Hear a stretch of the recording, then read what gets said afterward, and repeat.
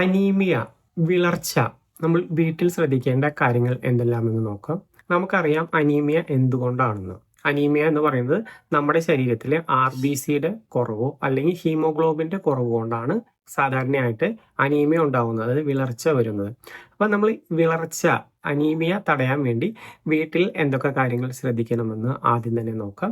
ആദ്യം തന്നെ നമുക്ക് നമ്മുടെ ഭക്ഷണ കാര്യങ്ങളിൽ എന്തൊക്കെ കാര്യങ്ങളാണ്, ഡയറ്റിൽ എന്തൊക്കെ മാറ്റങ്ങളാണ് വരുത്തുന്നതെന്ന് നോക്കാം. ഏതൊക്കെ ഭക്ഷണങ്ങൾ കഴിച്ചാലാണ് അനീമിയ വരാതിരിക്കുക, നമുക്ക് നല്ല അയൺ കിട്ടുന്നത് നോക്കാം. ആദ്യം തന്നെ ഗ്രീൻ ലീഫി വെജിറ്റബിൾസ് ആണ് ഏറ്റവും അയൺ കിട്ടാനുള്ള ഏറ്റവും നല്ല സോഴ്സ് ആണ്. അപ്പോൾ നമുക്ക് എപ്പോഴും എല്ലാ ദിവസവും അല്ലെങ്കിൽ ഓൾട്ടർനേറ്റ് ഡേയിൽ ഗ്രീൻ ലീഫി വെജിറ്റബിൾസ് നമ്മുടെ ഭക്ഷണത്തിൽ ഉൾപ്പെടുത്താൻ പ്രത്യേകം ശ്രദ്ധിക്കുക.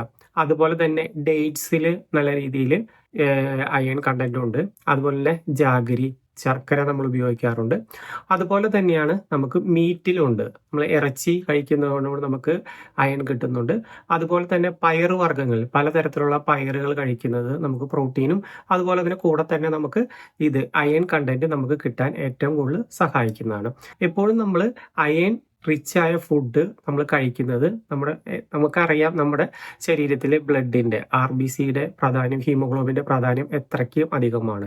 അപ്പൊ അതിലുള്ള കുറവ് കൊണ്ടാണ് കൂടുതലും അനീമിയ, വിളർച്ച വരുന്നത്. അപ്പൊ വിളർച്ച മറ്റു പല കാര്യങ്ങളിലേക്ക് നയിക്കാറുണ്ട്. അപ്പോൾ ഒരിക്കലും നമ്മൾ നമ്മുടെ ശരീരത്തിൽ കൃത്യമായ രീതിയിൽ അയൺ ഉണ്ട്, അതായത് വിളർച്ച ഇല്ല എന്ന് ഉറപ്പുവരുത്തേണ്ടതുണ്ട്.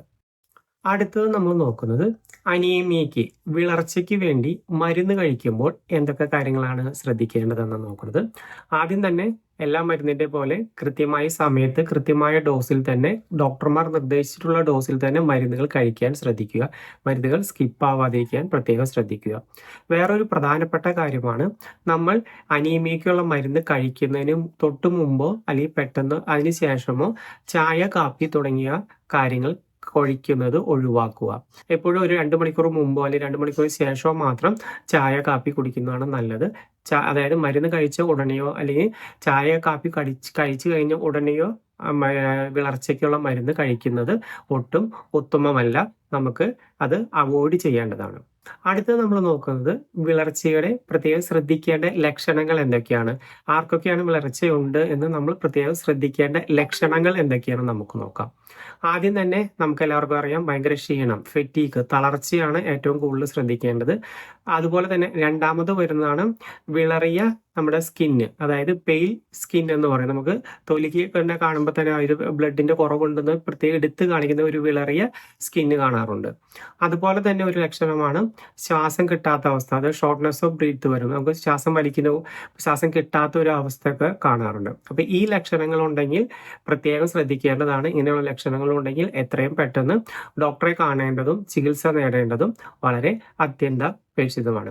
എപ്പോഴും നമ്മുടെ പ്രൈമറി സോഴ്സ് ഓഫ് അയൺ നമ്മുടെ ഫുഡാണ്. അപ്പൊ നല്ല രീതിയിലുള്ള അയൺ കണ്ടന്റുള്ള ഫുഡ് നമ്മുടെ ഭക്ഷണത്തിൽ ഉൾപ്പെടുത്തുക. നേരത്തെ പറഞ്ഞ പോലെയാണ് നമുക്ക് ഗ്രീൻ ലീഫി വെജിറ്റബിൾസ്, അതുപോലെ തന്നെ ഇടയ്ക്കെങ്കിലും ഷുഗർ ഇല്ലാത്തവരാണെങ്കിൽ നമുക്ക് ഡേറ്റ്സ് കഴിക്കാം, അതുപോലെ തന്നെ മീറ്റ് കഴിക്കാം, അതുപോലെ തന്നെ പയറുവർഗ്ഗങ്ങളൊക്കെ എല്ലാ ദിവസവും നമ്മൾ ഒരു ചെറിയ ചെറിയ പോർഷൻ ആയെങ്കിലും നമ്മുടെ ഒരു നേരത്തെ ഭക്ഷണത്തിലെങ്കിലും ഉൾപ്പെടുത്തുന്നത് നമുക്ക് അനീമിയ വരാനുള്ള സാധ്യത വളരെ കുറയ്ക്കാവുന്നതാണ്.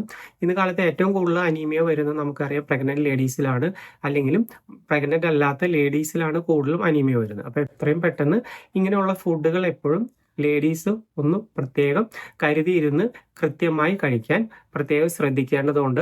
എപ്പോഴും നമ്മൾ മുന്നോട്ട് പോയിക്കൊണ്ടിരിക്കുമ്പോൾ അനീമിയയുടെ ലക്ഷണങ്ങൾ കൂടി വരുന്നതാണ്. അപ്പോൾ അനീമിയ തുടക്കത്തിൽ തന്നെ ഉണ്ടെങ്കിൽ നമുക്ക് നല്ല ഭക്ഷണത്തിലൂടെ തന്നെ മാറ്റിയെടുക്കാൻ പ്രത്യേകം ശ്രദ്ധിക്കുക. എന്നിട്ട് നമുക്ക് ലക്ഷണങ്ങൾ കുറയുന്നില്ലെങ്കിൽ എത്രയും പെട്ടെന്ന് ഡോക്ടറെ കാണുക, അതിനുള്ള മരുന്നുകൾ കഴിക്കാവുന്നതാണ്. മരുന്നിന്റെ കൂടെ തന്നെ നമ്മുടെ ഡയറ്റിൽ ഈ പറഞ്ഞ ഭക്ഷണങ്ങളെല്ലാം കൃത്യമായി ഉൾപ്പെടുത്താനും പ്രത്യേകം ശ്രദ്ധിക്കേണ്ടതുണ്ട്.